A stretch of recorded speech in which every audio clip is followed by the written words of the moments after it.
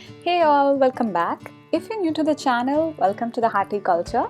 This is a platform in which we would like to share our joy in growing your own food with the hope to inspire more folks like you.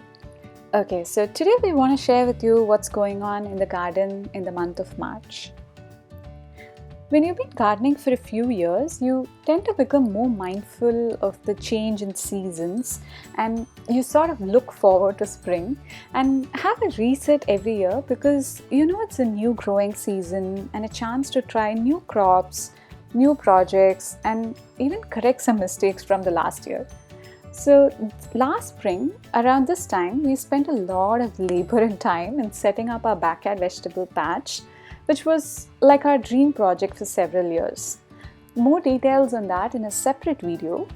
But this year, our intention is to fully utilize this beautiful space we have in order to maximize what we can, grow in it with techniques like succession planting and more planning basically. One other thing we hope to do this year is to be able to start making our own compost in a much larger scale with not just the kitchen food scraps but also all of the garden waste. That way we have enough nutrient rich food to feed all our garden beds in the following season. For a zone 6 in US, that is roughly 3 weeks before your predicted last frost date, which you can check online based on your zip code, now is a perfect time to sow seeds outdoors for any cold weather loving crops like peas or root crops, radishes, carrots, beetroots, onions, any salad greens like palak, mustard, kale, Swiss chard, and any sort of brassicas like cauliflower, cabbage, or broccoli. So these are the ones that we need to be sowing outside maybe this weekend, or if you've already started them indoors, or if you're buying seedlings from outside, this is like the perfect time for you to transplant them in the garden. So as you can see, this is how the garden looks at the end of March. These are all mostly cold weather loving crops which have just been transplanted or seedlings which have just started to germinate and emerge out. But as things start to warm up in mid-April, we should start seeing a lot more growth and yield out of these.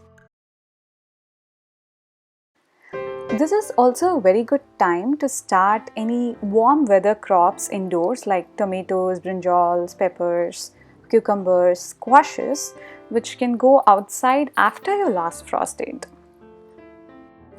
If you have raised beds already from the last year, now is a good time to clean them up and add in a new bag of compost.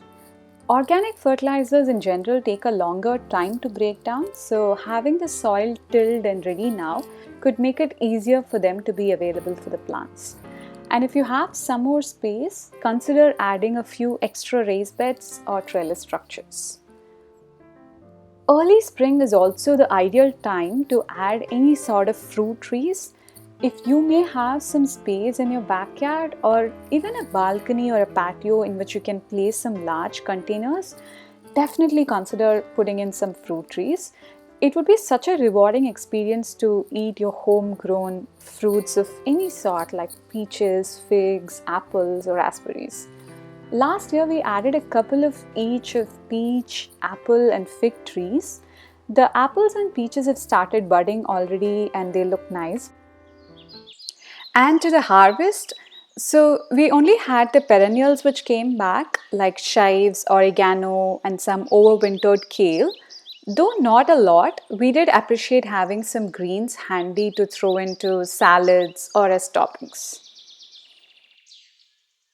We know with all this going on around the world with the COVID situation, it's a really strange time now. For us, somehow spending time in our garden has been helping us a little to stay sane and connected. Do take care, everyone.